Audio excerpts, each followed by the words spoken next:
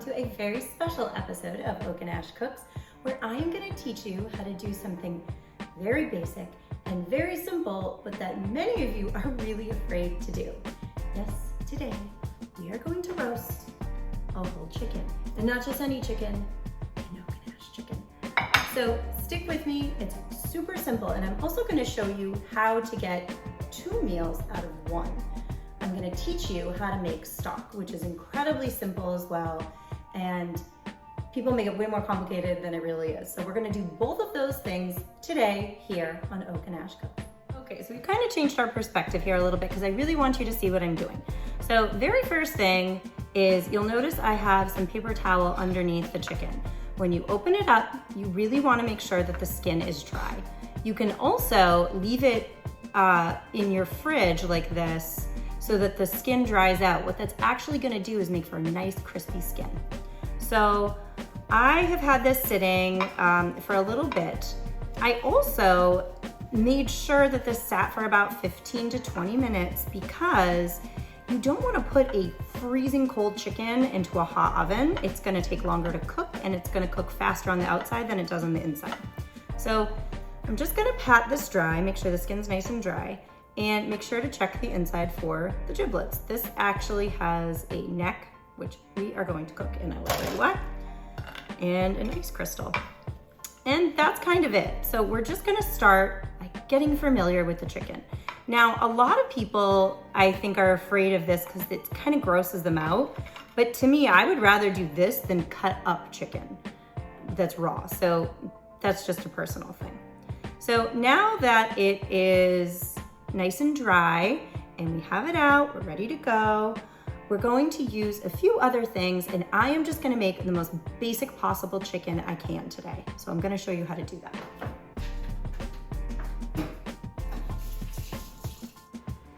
You're also going to need a large onion. I like the white onion, but you can also use a red one. I'm also going to be using softened, unsalted butter today. You can also melt this butter in the microwave or on the stove if you prefer, but I'm just going to use it softened. A bowl for mixing your butter. Some salt, I really like sea salt, and some pepper. You can also use Bell seasoning, which is just kind of a general chicken seasoning, or seasoning salt. I'm also going to be using some fresh thyme today, which again is not something you need to have, but if you'd like to use it, it's gonna taste delicious. Okay, so let's get started. Take a deep breath. This is so easy. I'm gonna show you. First thing I'm gonna do is turn my oven. Convection if you have it, if not a big deal. I'm gonna turn it to 425 degrees. 450 tends to be a little too high. 400 you can also do, tends to be a little low. I have found 425 seems to be the perfect number to roast your chicken. To get the skin nice and crispy, but not so crispy that it's burnt on the outside and raw on the inside. Now, the onion. The purpose of the onion is to act as both moisture on the inside of the chicken and also as an aromatic. Same thing with the thyme. Again, you don't need the thyme, totally up to you. Whatever you want to flavor with your chicken, you should do that. I really like to keep it basic when I'm roasting a chicken in the beginning of the week though, that I'm going to be using for the entire rest of the week, because it just gives me more versatility.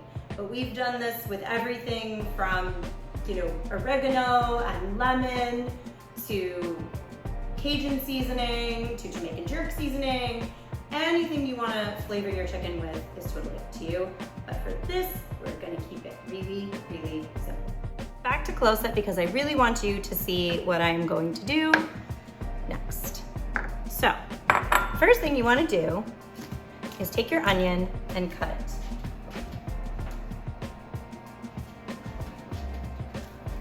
You do not have to do anything wild. I am literally keeping the stem on and keeping the outside skin on because we're not gonna eat the onion, we're really just using it for flavor. This is a pretty small chicken. It's a 3.5 pound chicken. Actually, I don't even think it's quite 3.5 pounds. So I'm gonna cut this in a quarter. You can use any kinds of scraps. And what I'll often do is if I'm roasting vegetables with this, I'll just kind of use like the end of the carrot or, you know, the outside of the onion. So if I'm using this part, I'll just take this and shove it in there. That creates more flavor inside the chicken. And again, this is also about moisture. You can use apples, you can use lemon, but I really, really like onion is a simple, basic thing to do. So the other thing you can do, I'm not even gonna do it on this one, but you can, on your sheet pan, is cut some carrots in half and lay them down flat side. And it just sort of lifts the chicken off the bottom of the pan. I've also done it with leeks, and they are so good after. Leeks roasted in chicken fat, basically, and chicken drippings are divine. So not even gonna do that, because I'm just trying to show you the really basic way to do this. So I've cut up my onion, quartered it, and I'm probably only going to use half of it, but I'm gonna hold on to this because I'm gonna just chuck it on the pan.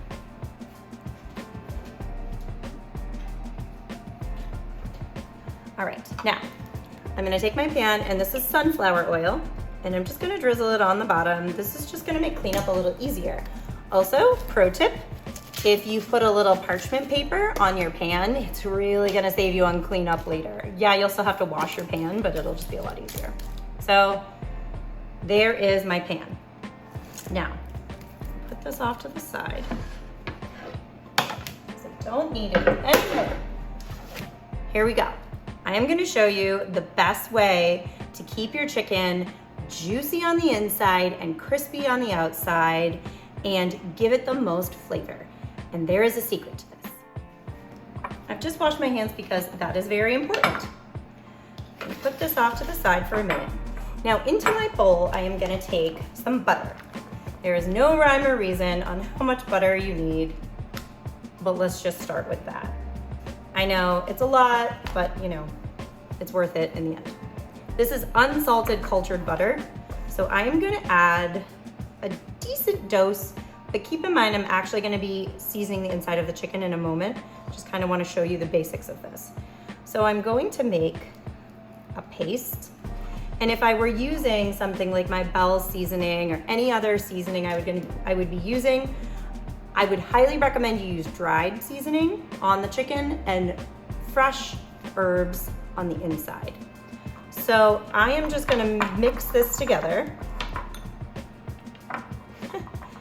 And again, you can melt this and just mix it that way, and sometimes it's almost a little bit easier. Put this off to the side for a moment. Okay, so my butter is mixed. I am gonna keep one hand chickeny and one hand not. So I'm going to prop up my chicken and take some salt and season the inside of the cavity. Now, this might seem silly because you're not going to be eating the inside where the bones are, but that flavor is gonna permeate throughout. I am also going to add a little bit on the outside and on the bottom. We'll just do the bottom first. And I know plenty of people who actually roast their chickens upside down. I roast my turkey that way, believe it or not. And what that does is means that it ensures the moisture sits in the breast of the breast, which is usually the toughest. Not my favorite, but you know, to each their own. It ensures that keeps a lot of moisture in it. I find with this method, I do not need to do that, however. So, I'm gonna take my butter. Now, this is when it gets dirty. And I am going to shove it underneath the skin, and then on top of the skin, I'm just gonna kind of push it around. Again, you can just melt your butter and pour it in there. Like nobody's stopping you. What I'm trying to do though is make sure that it gets all the way coating on the breast, because again, the breast needs fat. You just don't have enough fat there and it can get really, really dry and flavorless. So I'm gonna do that, and then I'm gonna take the rest of the butter and just literally smear it all over my chicken. So I don't know, this is probably a good third of a cup. Maybe it's a half a cup. You know, do what feels right to you. But usually again, this is a pretty small chicken. This is actually a lot of butter, but that's only gonna make it taste that much better. I usually use about a half of a stick, which is a quarter cup. So this is a lot. for a small bird, but it will taste amazing. And I kind of want to massage it in. Again, if you're using something like an oil or something that's already, with butter that's already melted, you can just brush it on and pour it under the skin. So now that I have that done, I'm gonna take my onion and my onion paper. I want to keep all of it. Shove it in there. I'm gonna take some of my thyme and shove it in there. So this is kind of help propping up the bird a little bit. But again, it's all about seasoning. And now I'm going to go wash my hands. I'm gonna do a little bit more seasoning. And just keep in mind that the salt really can't permeate the meat, which is why we put it under the skin. A little more salt and some pepper. Now, another step, not entirely necessary, but if you have it, it's great. I'm gonna throw these onions on here because I just want the flavor, and I'm even gonna throw the thyme kind of under the chicken in a minute. Plain, unbleached chicken twine. I'm sorry, kitchen twine, not chicken twine. I am going to truss my chicken up a little bit. So what this does is it helps, again, kind of seal it off and keep the moisture in. What I find the easiest thing to do is go around one of the legs because it gets very slippery, and then go under the other one, and then you can kind of tie them together. You can get one on top of the other, that's best. Again, not necessary. I have put a chicken completely splayed out in there with no regard for decency whatsoever. So there we go.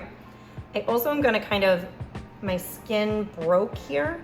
I'm just gonna kind of pull it over the breast to help keep it moist. And then I'm gonna put this right underneath there. So again, I have the neck in here, and that is because I'm gonna show you how to take this when we're done with it and make stock. So that is also gonna get roasted because when things are cooked, they have more flavor. So you can certainly make chicken stock without cooking a chicken, but I think it has more flavor this way.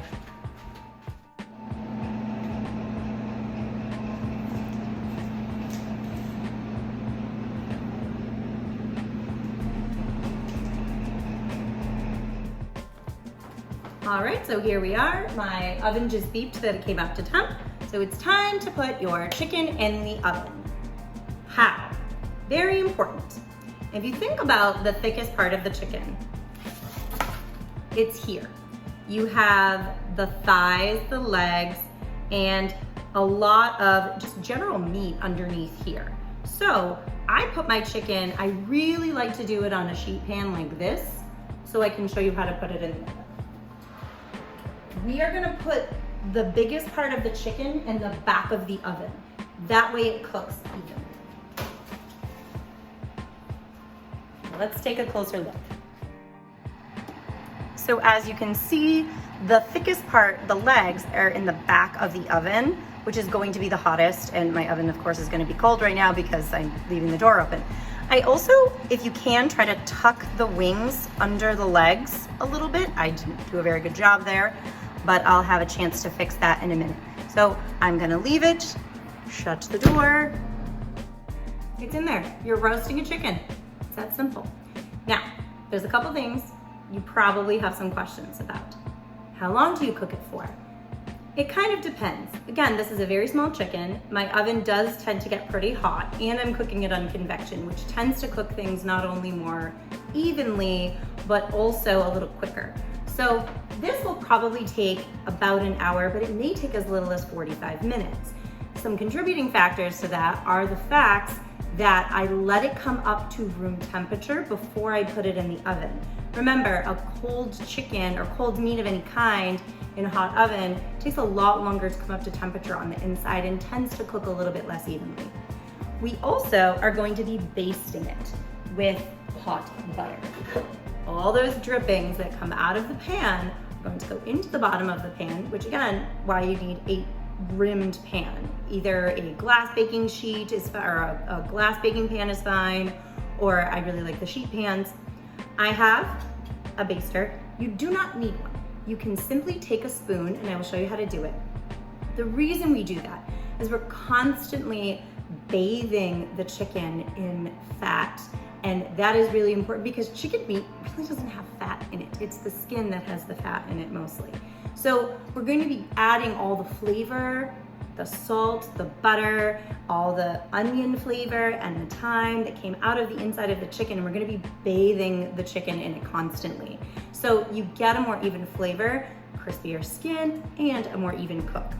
Now, if you can't put your chicken, butt side back like I did, you can also just turn it halfway through. So I'm gonna leave this alone for about 20 minutes.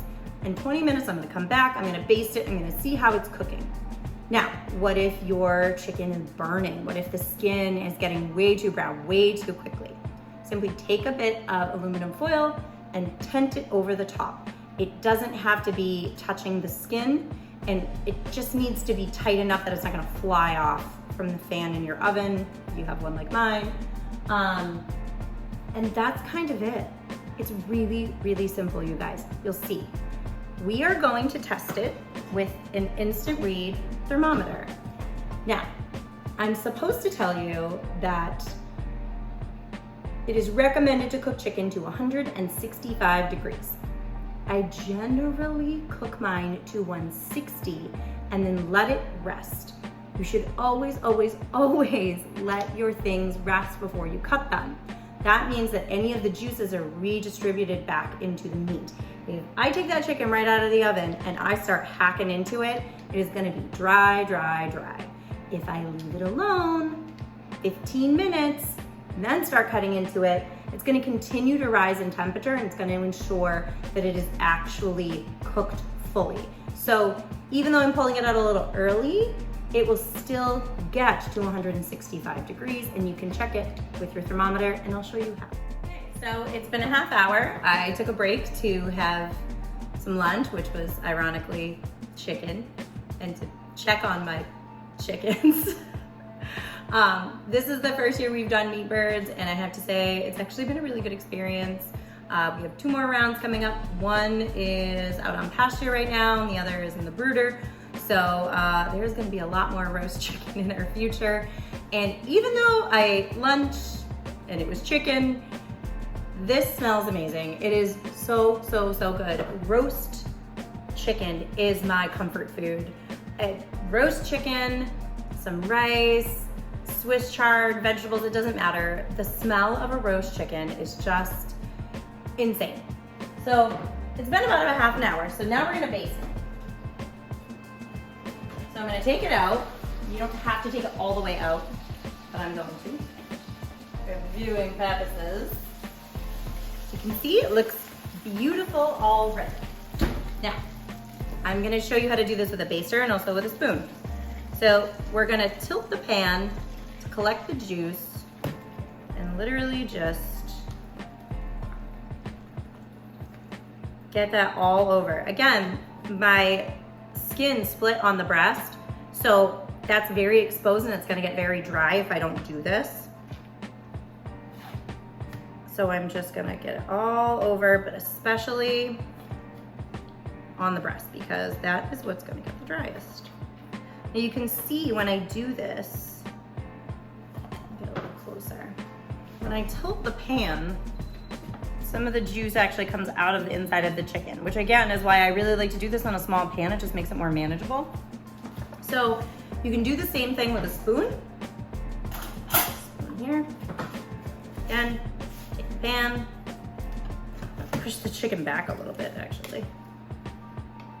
Get a little slippery, and just spoon it over the chicken. That is all basting is. It doesn't need to be difficult or complicated. It is just very, very simple, and for very simple and good reasons. So, oh my gosh, I can smell the thyme. I just got like a huge waft of it. You can use any herbs you want if you do want to put herbs in the chicken, inside the chicken, under the chicken. You can even put the herbs under the skin. That one's really good. Obviously, not everything goes super well with it, and it depends on kind of the flavors you're going for, but some really, really classic chicken flavors for herbs are thyme. Sage is probably the number one. Marjoram is really big. Savory, you can use rosemary. Anything beyond that, you're kind of leaning one way or another into different, culinary cuisines. So I am just talking about real basic bee stuff here. So again, I didn't tuck the wings under, but I wanted to show you how to do that. So if you can, and some people will actually cut a slit in the skin and tuck it in there. This just keeps the wings from burning, but I find that oftentimes, especially if it's trussed, you can just kind of tuck them under there. So not necessary, but there it is. So I'm gonna put this back in. Definitely it is not cooked yet, but it will. So if you had taken it out, if you were roasting your chicken and you're putting it in this way, you would obviously want to spin it and cook the other side, because the back of your oven is always going to be the hottest. But I am just going to put it back in this way, with the legs towards the back of the oven. I'm going to check it in about 20 minutes because this was a very small chicken. It's been in there for about a half an hour, so 45-ish minutes, we're getting pretty close to where we want to be, I think, for a chicken this size. If you're cooking something that's more like a 5-pound chicken, it's for sure going to take at least an hour, up to an hour and 45 minutes, depending on how hot your oven gets. Okay, so it's been about an hour, a little bit over. I actually checked the temp a little while ago, and it was just shy of where I wanted it to be, so let's take a look. I can tell you right now, it's done.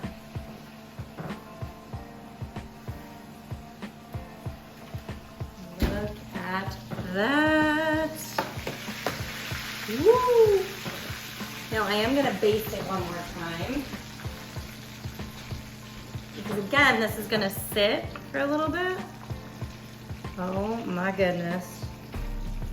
As my oldest says, I like when it's greasy. What's that grease called? Oh my God, chicken drippings are like heaven.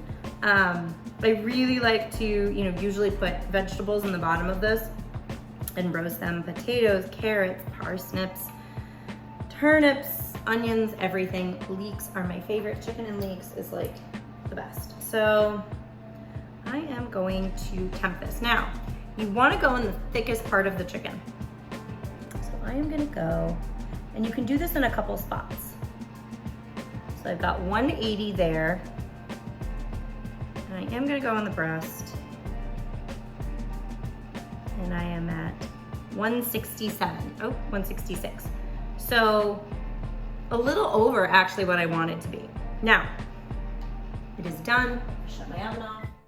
So let this sit for about 15 minutes, either on the counter, on a trivet, something like that, so that it cools down slowly. And then I'm gonna show you how to break it up. Then I'm gonna teach you how to make stock, which is so, so simple.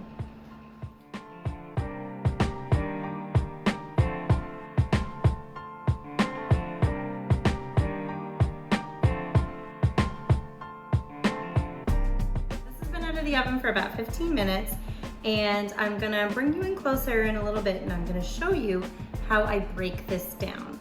Now, I'm gonna do this as if I were serving this for dinner, but what I often do is just kind of pull some meat off, have it for dinner, and then I come back when it's completely cool and I pick all the rest of the meat off of it. It's awesome to have on hand for things like making chicken salad or just chicken sandwiches, throwing it into soup or pasta or sauce or anything you can possibly think of. It's an awesome protein source to just have ready to go in the fridge. Yet another reason to make it really just kind of simple. Okay, so it's time to break this down. I have my dick knife, literally, my dick knife. And I am just going to start breaking this down. So I'm gonna take this off. Now, you may wanna let this cool all the way. I'm just kind of doing this quickly to show you. Plate. which is actually kind of how I usually end up doing this. Now, you'll notice I have my pot nearby. There's a reason for this. So here's my plate. So I like to break it down into parts, more or less. So I'm gonna go around the skin. And I love the drumstick. The drumstick is my absolute favorite part. So as you can see, I went right through the joint there, and I'm just gonna, so good. I'm putting that there. It's just my family, so they can have my germs. Anyway, I'm gonna cut here. Okay, pull the wings off. Wow, this is still really, really hot.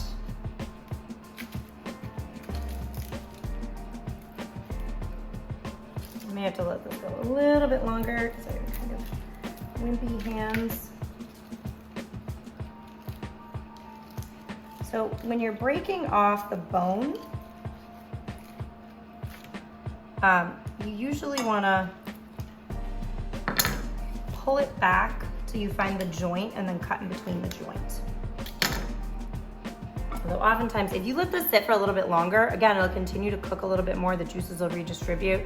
I'm kind of rushing things a little bit, but a lot of times it just kind of falls apart. So come down this way and around, hot, hot, hot. I'm pulling apart as I go. Whoa. Yeah, I should let this go a little longer. There's my breast. This is really messy. I'm not a professional chef, people. I just play one on TV. Okay. That is how you break off the leg. Now, when I'm doing the breast, you're gonna go across the bone that runs across the top. See, now we can see it. So cutting the skin, it's there. Now, the meat or the breast kind of comes out on an angle. So what I usually do first, keep your fingers out of the way, is I cut up from the bottom. This would be a lot easier to do if it wasn't so flipping hot. I'm trying to get this off kind of in one piece.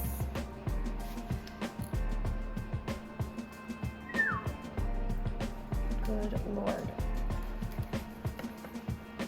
Again, wimp, you can wear gloves. You can also just tear it off with your fingers. Okay, here we go. Pulling away. Now there is this sort of secondary piece of the chicken breast. This is actually the chicken tender. So if you buy those in a pack at the grocery store, that's what that is. It's like the bottom part of the breast. And it's the part closest to, this is an absolute hack job. And it's a good thing I didn't go to culinary school because I would be really, my teachers would be appalled. Okay, not beautiful, but that's the gist of it. So I'm gonna take my plate here, and then I'm gonna take this, just gonna kind of on an angle, slice it. Now you can do this, so delicious. You can do this on the chicken as well, but that's just kind of the gist of doing this. Now, to make the stock, large pot. I am not gonna obviously throw this in because I still have all the stuff on it, but I do have TV magic, a chicken that I roasted the other day. Ta-da! Look, looks pretty much the same. So, we are gonna take everything on this pan, including the drippings, and put it in the pot. So I've pulled, as you can see, I've pulled, there's these little nuggets of delicious tender meat right here. I pulled those off. I'm leaving the onion that I had in there. in there. I'm just chucking it in. There's some beautiful collagen forming in the bottom of the pan anyway. I'm just gonna throw it all in to the pot. I'm actually gonna get the dough scraper and use it to scrape all of this goodness. Look at that. Worked pretty well, actually. All of this into the pan. Now, I usually do this immediately, but I kept this around to show you.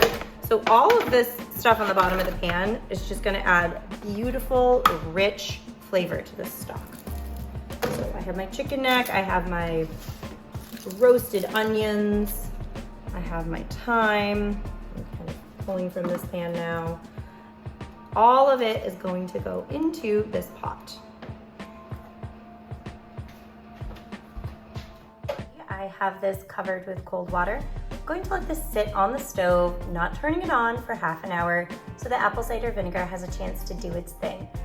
And as soon as that is done, I'm going to bring this to a boil over high heat, cover it, and drop it to the lowest possible setting that you have. I happen to have a low simmer setting, and that's usually what I use because you don't want it to get too hot. If it does get too hot, you may have to leave the cover ajar. I'm gonna leave this overnight and up to 24 hours. I like a good 12 to 24 hour simmered stock. I will then strain it through a fine mesh strainer into containers. I like to use the Ziploc screw top containers, the plastic ones, and I can freeze it. Or if you're feeling really adventurous, you can pressure can it, but that's not something that I'm gonna be able to tell you how to do.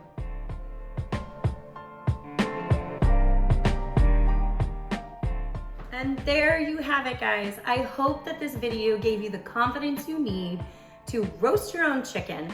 I'm telling you, once a week, having this chicken in your fridge, just ready to go, is like such a game changer. You don't need that rotisserie chicken from the grocery store. You can do it yourself. It's super simple. Just remember my rules. Dry the skin, salt the cavity, butter, get stuff underneath the skin, and stuff the cavity with moisture creating content. Things like onions, apples, any kind of aromatic, whatever you want. 425, butt to the back of the oven for about an hour to 2, depending, until you reach about 160 to 165, and let it rest 15 to 20 minutes. Cut it up and you are good to go. You can do this. Thank you so much for joining me in this special edition of Oak and Ash Cooks. And as we always say, cheers, prost, and slanjava. See you next time.